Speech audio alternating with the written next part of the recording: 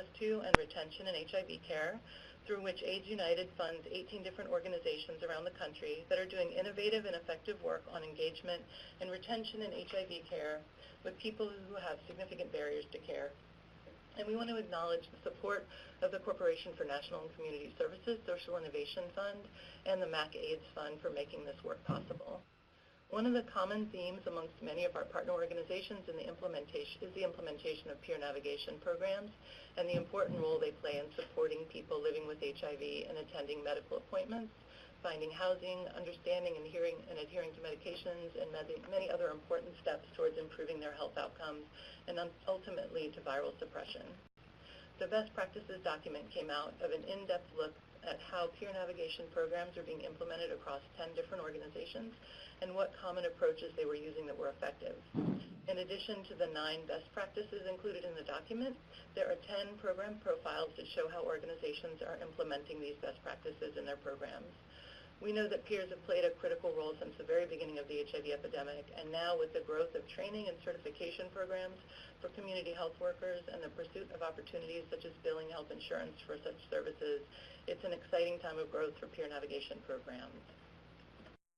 I'm now pleased to introduce our first presenter, Serena Rajabian, Senior Evaluator at Boston University, who's going to speak about Boston University's work in evaluating a HRSA SPINS project focused on peer navigation services. Thank you again for being with us today, Serena. Oh, it's my pleasure, Erin. Thank you for inviting me. And good afternoon, good morning to everybody. It's great to be here to share some of the information from our project and about the work that we did with an enhanced peer intervention as part of the HIV care team. Could you go on to the next slide? Next slide.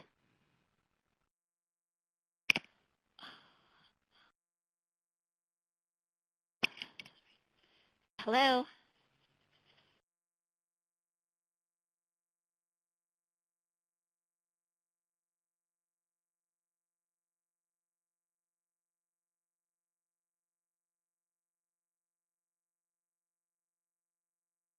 I'm hoping folks can hear me, but a little bit of background about our project, I'm sorry.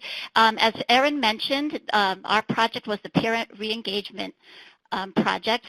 It was funded for 3 years through the Health Resources and Service Administration. It was a special project of national significance. And the goals of our project were in line with the National AIDS Strategy goals. And it was our main objective was to identify and evaluate community-level interventions that could improve HIV care, and particularly retention and care for people living with HIV from minority communities.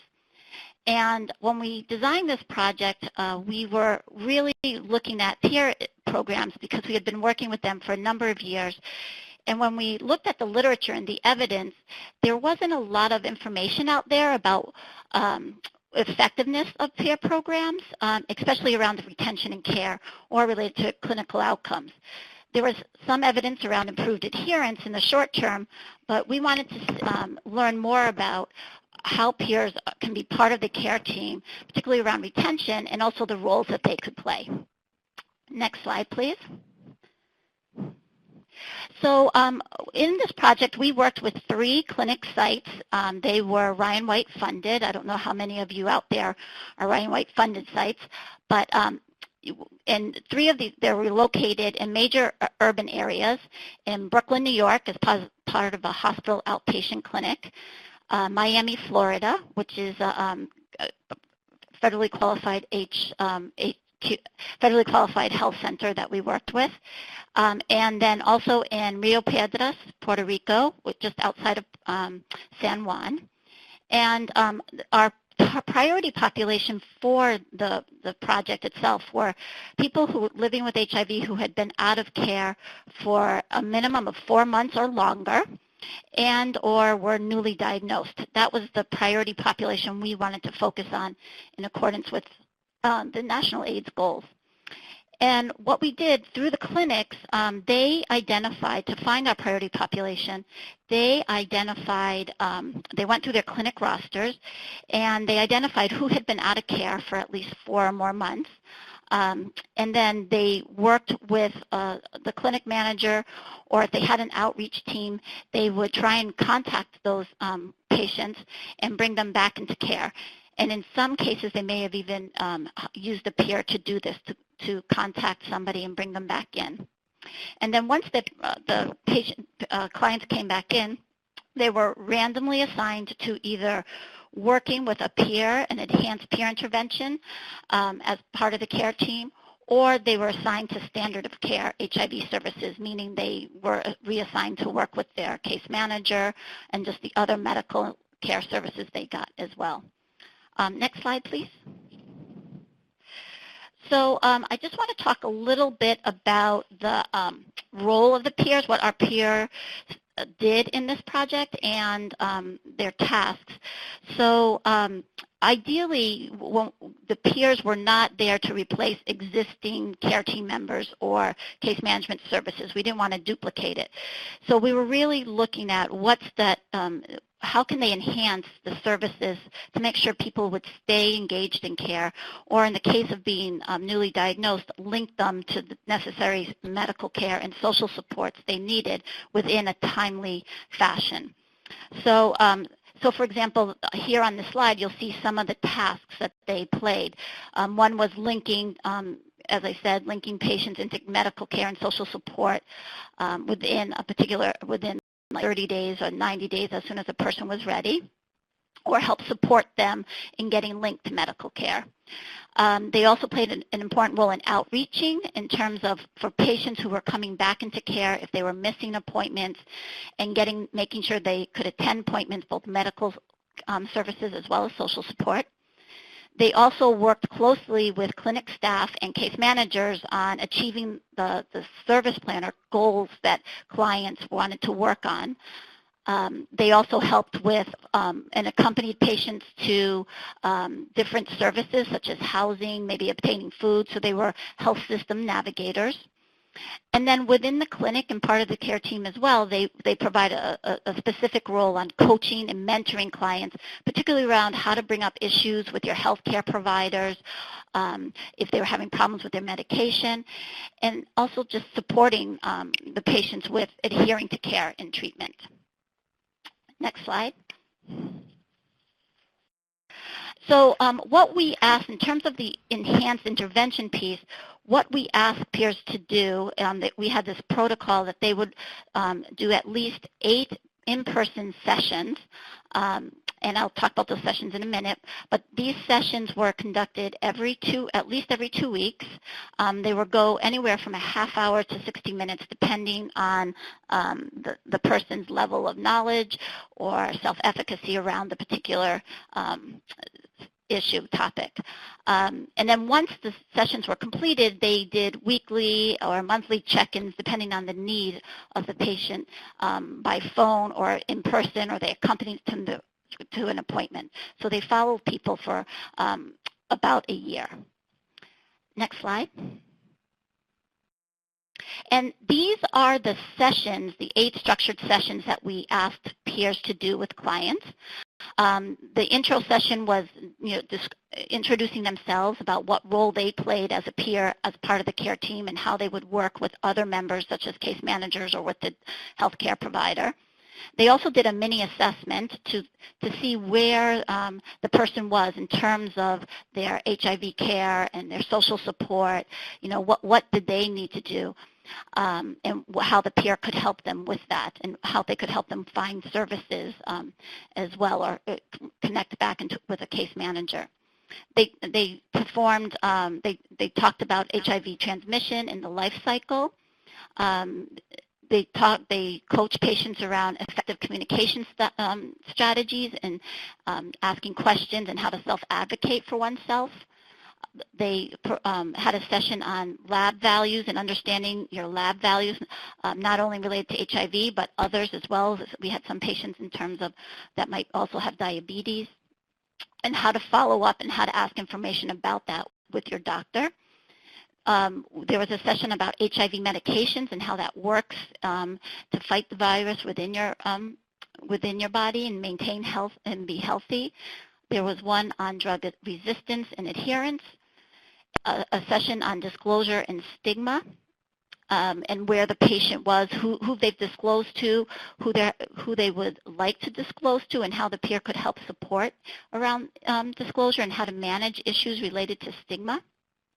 And the final session was around harm reduction and risk reduction, talking about safer sex practices. If a patient was an active drug user, how that they might be able to reduce some of the unhealthy behaviors related to drug and alcohol use. Next slide.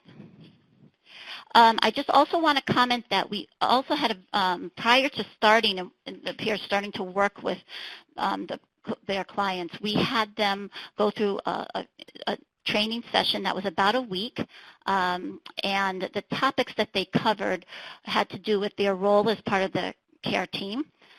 Communication skills, they learned pieces about motivational interviewing, and we also did sessions on the HIV basics, about the life cycle, medications and resistance, how to manage side effects, how to help clients manage these medications. They did training on disclosure and how to support a person through disclosure and disclosing to family and friends or coworkers.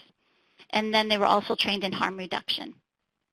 And the other piece that we did on the last day of the training is we brought in the other members of the healthcare team. So if the doctors, the health case managers, to sort of train them as well and talk about how the peer would be able to support them and support the clients and what roles they would be having as part of the care team. So the training session was not just for the peers, but then also for the whole care team. Next slide. We also, because for two of the sites, I should mention, had existing peer programs, but I wouldn't say they were very structured as part of the clinic team. So one of the things that we did and we worked on before launching this project was working with the organizations to talk about how the program would be structured within their team. And really critical to that piece was having someone who would identify who the supervisor would be for the peers. So we also did a one-day supervisor training before we actually launched the program. And this included, some of the issues that might come up in terms of peer supervision because they were the peers were living with HIV or perhaps had been in recovery for a number of years, what issues to work on and look at managing your own health. How do you create that supportive work environment? For some of our peers, this was the first time for them working one-on-one. So we trained supervisors on how to, help peers maintain confidentiality, boundaries with clients, and then also how to manage their role with other care team members, if there was a conflict between case managers or doctors. So how could, what are some of the issues to look at and how to manage that within the team? Next slide. I'm going to talk about the results, but I just want to show a little bit about the questions that we were trying to answer with this project. So as I said, we had the clients or patients were actually randomized. Half worked with a peer and the half just went into standard of care. And so what we were really looking at is, does the peer interventions lead to an increase in patients who are retained in care? Does it also lead to an increase in patients who are virally suppressed? And then also, what sort of client characteristics are associated with being retained in care? So today I'm going to answer those questions, and we had some other outcomes as well, which I'm happy to talk about or send information to people if they're interested, particularly around HIV knowledge and self-efficacy and how that changed in clients. But unfortunately, I don't have time to present all that today, but I'm happy to share that information with you. Next slide. So just a little bit of background about the clients that were in our project. We really targeted a vulnerable population. So, as I mentioned, this was targeted towards persons living with HIV in minority communities. So majority, about 75%, were Black or Hispanic males. They had been living with HIV on an average of 8 years. 1/3 were monolingual Spanish speakers.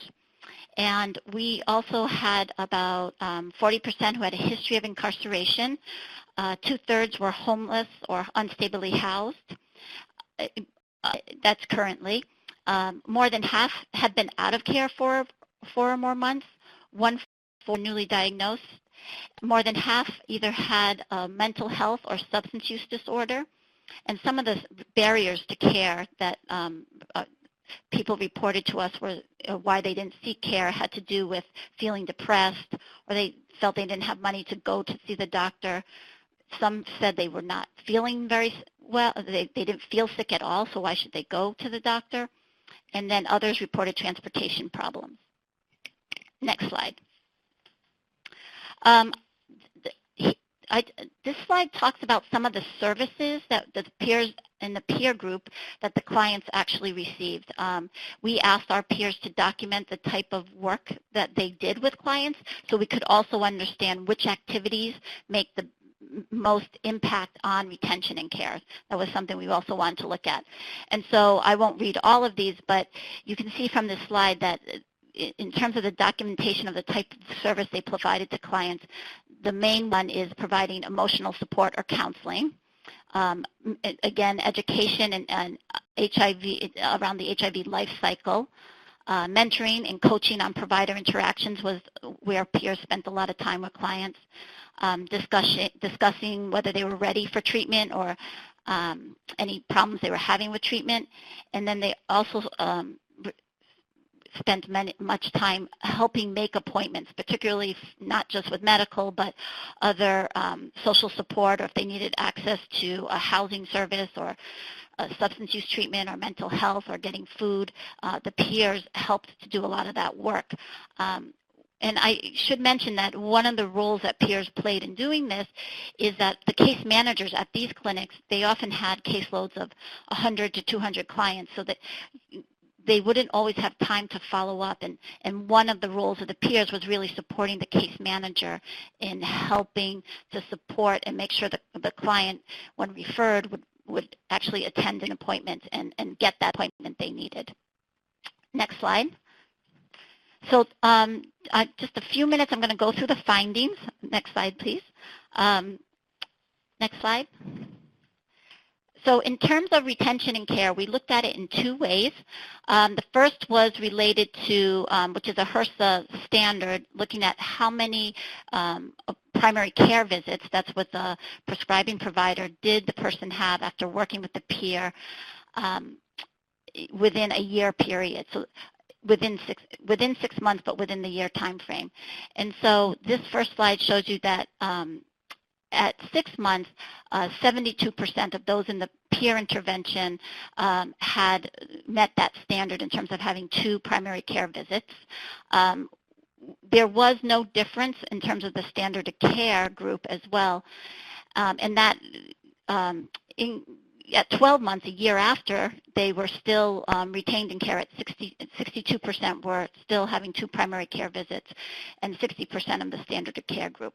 We didn't find a difference between the 2 groups, and we were hypothesizing that probably happened because these are mostly people who have been out of care. Remember, more than half did not meet this standard. So them coming back in and working with a peer, or just even having someone contact them, reconnected someone to services. And so we were thinking for both groups, that's perhaps why you see an increase in both groups. Next slide. And then the other way we looked at it was in terms of gap in care. So was there any point in someone's medical care history, did they not have an appointment according to the standard of having an appointment every 3 months? And this did reduce, again, in both groups. In the peer intervention, it was 44%, and in the standard of care, it was 45%. Next slide. Next slide. So we were trying to figure out what might be accounting for this why we didn't see a difference between the peer group and the standard of care. And so we started looking at potential modifiers or the client characteristics. And so what we found, what made the difference, the only one that came out significant, really had to do with housing status.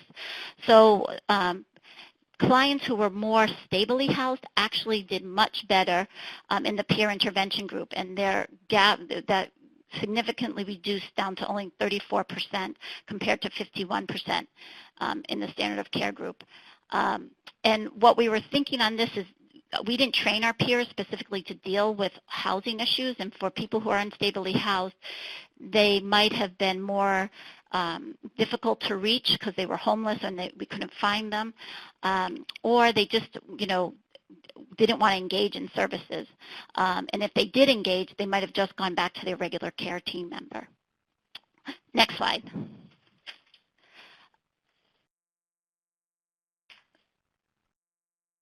So the other place we found a significant difference is we wanted to look at among those who had were more engaged in care, what made a difference on the education. Oh, can you go back to the other slide?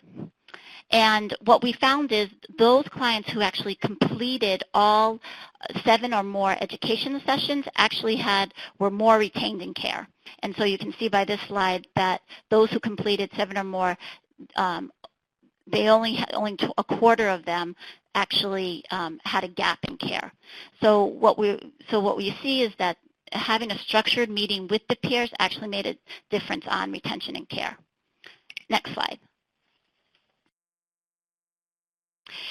We also did see, in terms of adherence to antiretroviral therapy, that those who were in the peer intervention group over time, both at 6 months and at 12 months, this was sustained, that they were more likely to self-report better adherence to their antiretroviral therapy. And that's up from the baseline. Next slide.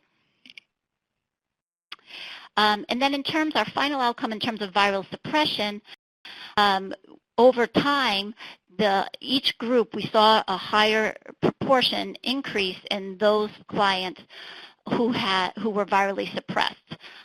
So at baseline, we had only 9% of the peer intervention group and 11% of the standard of care group, but that increased in both groups over time.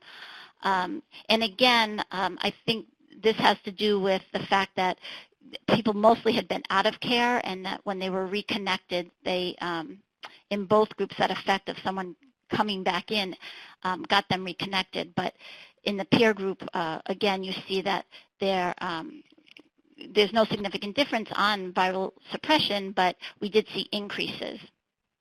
Next slide. So just in summary of what we found in our project, we saw that the peer intervention was effective in both reducing the gap in care among participants, but mainly who were stably housed. And we also found improved adherence to antiretroviral therapy. We didn't find any significant difference between the two groups in viral suppression, although we did see an increase in the proportion of clients, both in the peer group and in standard of care, who were virally suppressed. And that those who were in the peer group, those patients who completed all 7 or more education sessions really had a reduced gap in care, and that the education and that support that they got from peers was really the part that made the difference. And that group who had more encounters with the peer and saw them more often were less likely to have that gap in care. Next slide. So I just want to acknowledge our funding source, which was HRSA through the Minority AIDS Initiative. Next slide. And also our team members here, not only from Boston University, but also from our participating sites at the Brooklyn Path Center, Care Resource, and CONCRA. These peer programs are still going on today, particularly at 2 sites. Some of the peers that we had have moved on to higher other roles, but the programs are still active. Next slide. And I know that might have been a fast summary of some of the results, but I'm happy to share more information and also any of our training resources and our intervention protocol. And our website is here if you'd like to get that information. Thank you for your time and attention. Great. Thank you so much, Serena, for taking the time to share some of the information and data collected through your HRSA SPINS project. We will, again, have some time towards the end of the presentation for questions. So if you have questions for our presenters, you can submit those through the questions for the presenter box. Our next presenter is Michael Ryan, President and CEO of the Institute for Public Health Innovation, who's going to speak about opportunities for financial support for peer navigation programs.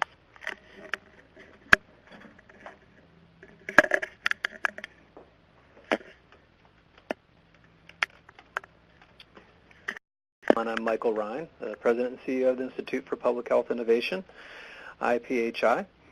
And like many of your organizations, IPHI has been implementing numerous programs that utilize trained peers like the ones that Serena described. In fact, IPHI has 24 paid CHWs, community health workers, on our payroll, and most of them are full-time. But a challenge that we're encountering, and I'm sure you are as well, is how we can sustain the services that the community health workers or the trained peers are providing. And there's an exciting context right now. It has been challenging, but there's an exciting context right now for the development of the peer workforce and the sustaining of that workforce. And I'd like to share with you some of what we've been doing in the District of Columbia, Maryland, and Virginia. So over the next 10 minutes or so, I'm going to discuss the opportunity HIV prevention advocates have to harness the current momentum of the community health worker movement. I'm going to identify new opportunities and potential challenges for financing preventive health services. And I'm going to share the stakeholder engagement processes that we've been participating in and leading in our region. So historically, the financing of health services through public and private insurance mechanisms has typically been for services provided by licensed professionals like physicians, nurses, and social workers. However, in HIV prevention and care, there are a whole host of important prevention and care services that are effectively delivered by non-licensed professionals, particularly trained peers. These include prevention outreach, HIV testing, supportive counseling, social support, treatment adherence support, disease self-management, home visits and home-based support, care coordination, and a number of other services. Now, while not all non-licensed professionals are intentionally recruited as peers, we know that peers can be particularly effective in many of these roles listed on the previous slide. And the HIV sector has used community health workers since the beginning of the epidemic. The overarching title being used for peer professionals, that of community health workers, has become very helpful in the policy work that we're doing. But we know that community health workers may go by many other titles. But what makes them distinctive is that they have expertise that's based on shared life experience, and often that's cultural, community, and health with the people that they're serving. They also relate to community members as peers rather than purely as clients or patients. They rely on relationships and trust more than clinical expertise. In fact, more often than not, community health workers or trained peers do not provide any type of clinical care at all. That's why they don't need a license. And they can achieve certain results that other professionals simply can't. So this is an important time of great opportunity for the development of the peer-based workforce and the financing of the workforce. Notably, we see increased evidence base for community health worker-based interventions. There's a pretty rich literature at this point, including a number of pretty extensive literature reviews, meta-analyses. There's also growing evidence base demonstrating significant return on investment, and we see that return being as high as 15 to 1, though most studies are showing a 3 to 1 or 5 to 1. Unfortunately, a lot of those studies are not published studies, but they're studies that have been conducted by healthcare institutions or Medicaid managed care organizations. There's a recognition of the community health worker profession as an official job class now. That happened in 2010 with the Department of Labor recognition, and more states now at a state level are recognizing the occupation. We have really significant policy shifts and resource shifts happening at the federal level. The CDC and HRSA and CMS have all dedicated significant resources over the last 3 or 4 years, including through the Affordable Care Act, to fund demonstration projects that use community health workers.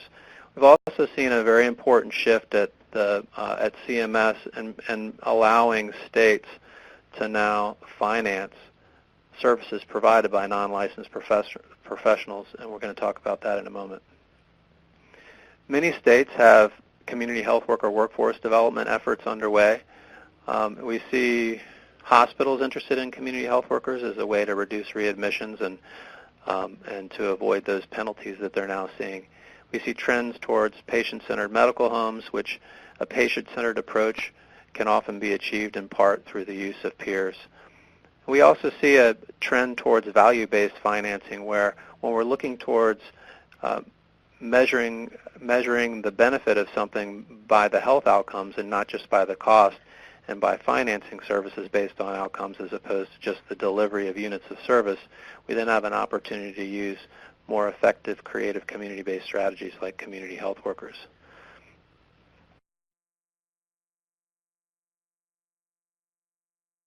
So specifically around financing, I referenced the CMS rule change. So many of you may know by now that in January of last year, a change went into effect. It was a very subtle but very important change that allows state Medicaid offices to amend their plans at a state level to allow the financing of non-licensed professionals for the delivery of preventive health services. Previously, those services could only be provided by licensed professionals, but now if a licensed professional recommends the service, a non-licensed professional can deliver it. So we see a number of states taking interest in that rule change, but I think we have a lot of work to do.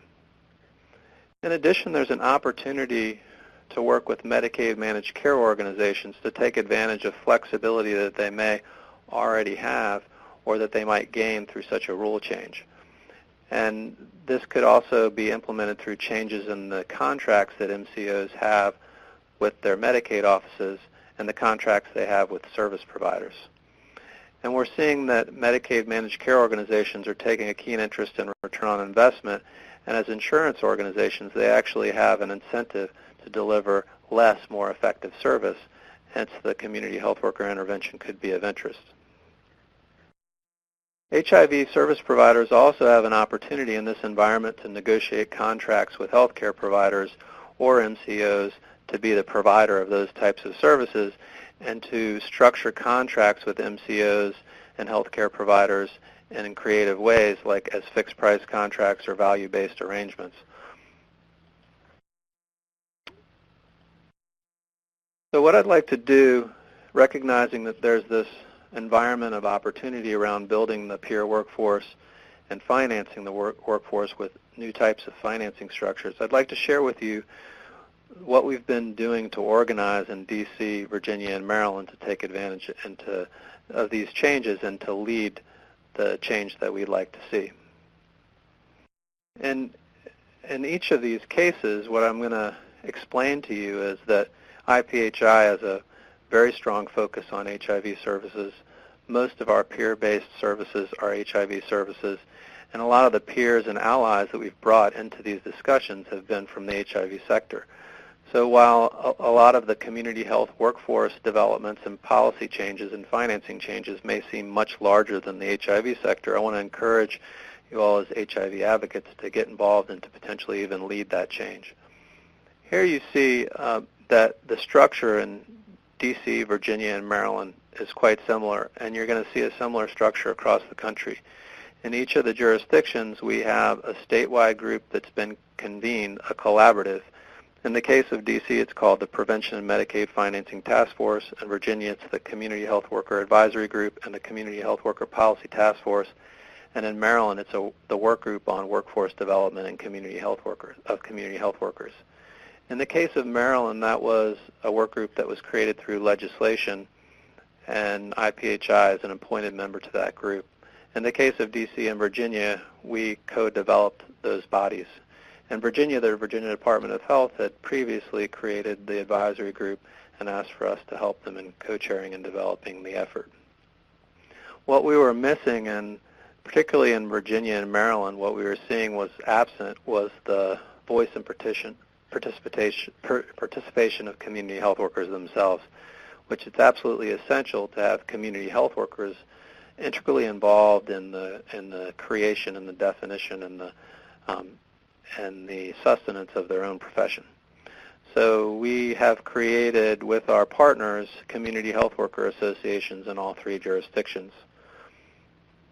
And I would like to add that in the case of D.C. and Virginia in particular, some of the most highly involved community health workers have been those from the HIV sector.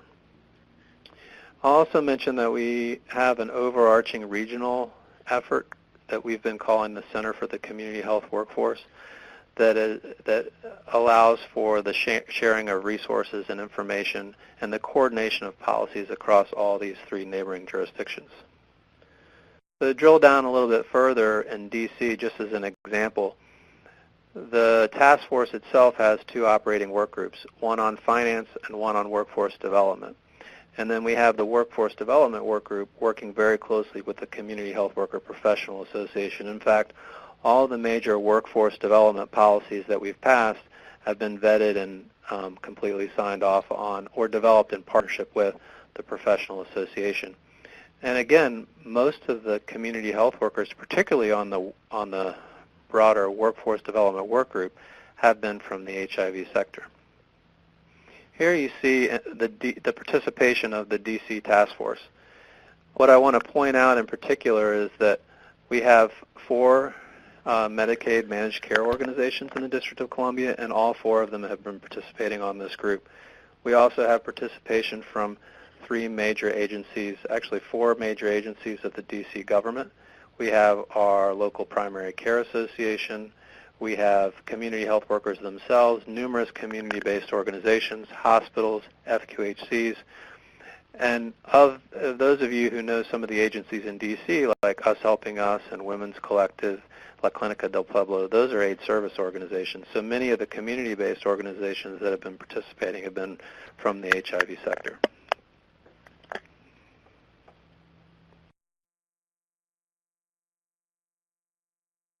To explain a little bit further what the Workforce Development Group in particular has been working on, and this is very consistent with what's been happening across the country. So more than likely in your state, you have a community health worker group of some sort going through these steps.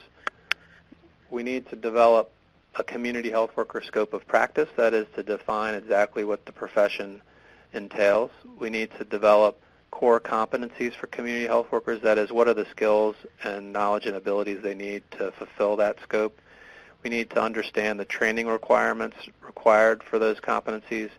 And then we're working on and making recommendations around certification and credentialing of community health workers, which I think you're going to hear an example of that in the next presentation. And this is what the DC scope of work, just the broad 6 categories, looks like. And we've managed to attain consistency across D.C., Maryland, and Virginia. In fact, scopes of work across the country look similar to this.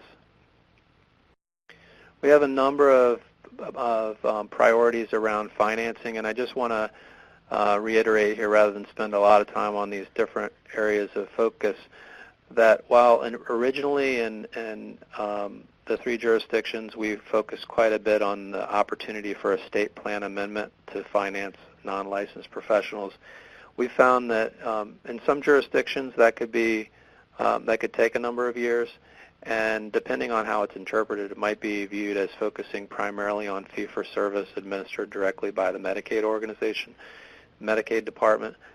So we've actually taken a much broader approach to financing strategies, such as those that I described earlier, like working with MCOs to take advantage of the flexibility they already have, and beginning to advocate with hospitals and FQHCs to pursue community health worker-based services as a business strategy because of the return on investment.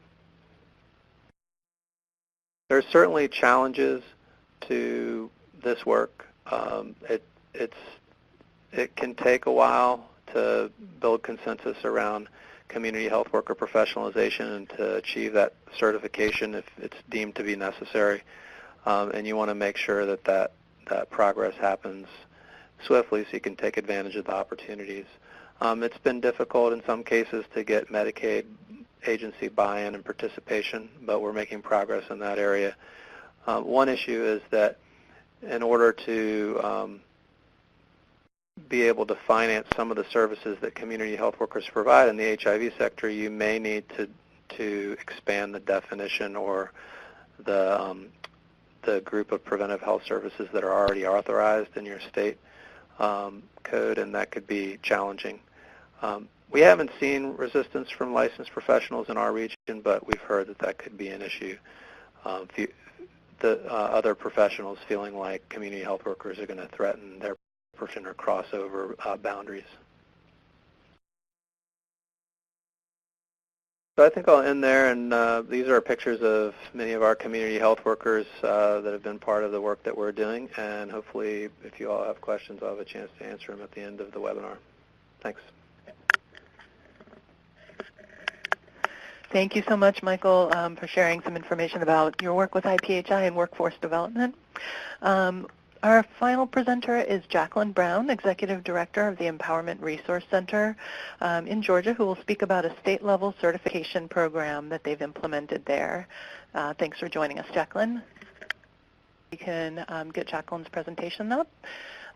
It looks like one question that we've had in the questions for presenter box is, what type of educational background or work experience are sought for hiring community health workers and peers? I'm going to direct this question to Michael for a response, so I'm going to hand the presentation over to Michael to answer that. I think, yes, we've done a lot of hiring and training of community health workers, and generally what we've required or looked for first and foremost is that connection to the community, that demonstrated knowledge and experience that relates to the folks that they're going to be serving. As far as educational background, we have only required generally only a high school diploma or a GED, and in some cases we would waive that requirement if the community health worker demonstrated an interest in obtaining a GED over the course of their employment. And as far as work experience, we generally have not required that, though we've certainly valued it when a community health worker comes in with related experience. We found actually in many cases community health workers have other types of experience, but not experience in the health field, and that's always been valued. Great. Thank you, Michael. Hello. Hello, is this Jacqueline? It is. Great. Thank you for joining us. We're going to hand the presentation over to you. Okay. Hello, everyone. I apologize. I'm not sure what happened. I could hear you guys fine. My name is Jacqueline Brown, and I really want to touch upon Serena's presentation. She gave you the metrics for peer performance, and Michael touched on finding financial support when you've developed core competencies for your peers. In Georgia, we have developed a peer program curriculum that is the first of its kind. It's a certified peer educator program, partnering with Georgia Regents University. We recognized about 3 or 4 years ago that our peers, they have shared life experiences that, and we're really willing to advocate for other people living with HIV and AIDS. They had a passion about the community that they served in. They had established trusting relationships, and they wielded incredible influence, and they drive popular opinion. What we also recognize is that with all of this passion and advocacy, they needed a skill set that matched that level of passion. Next slide, please. So we started this program. Okay, I'm moving the slides myself.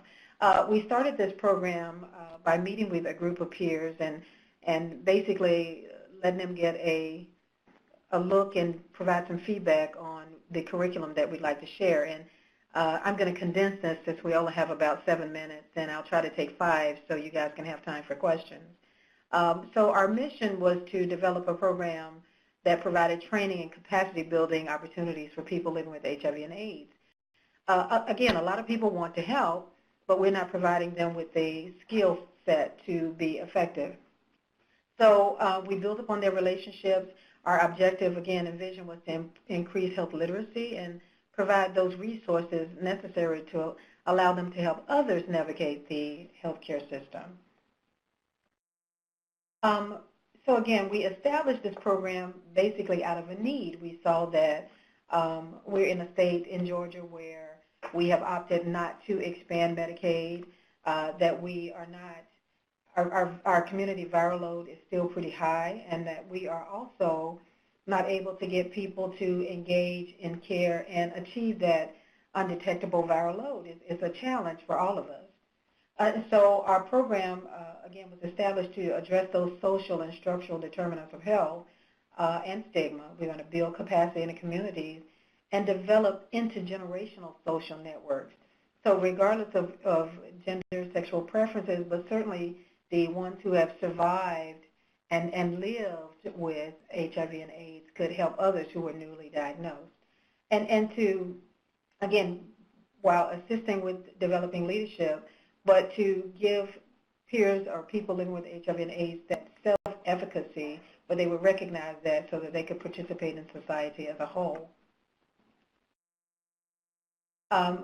So we have an 8-week program, and there are a lot of words on this slide, but we're looking for individuals who are willing and able to add value to this population.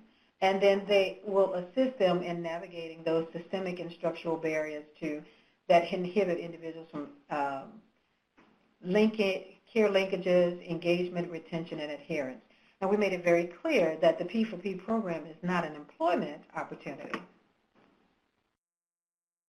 So here are the components of our P4P program. And you know, we go through what we call a rigorous application process, which, you know, in some cases people they want to participate, but you need to apply.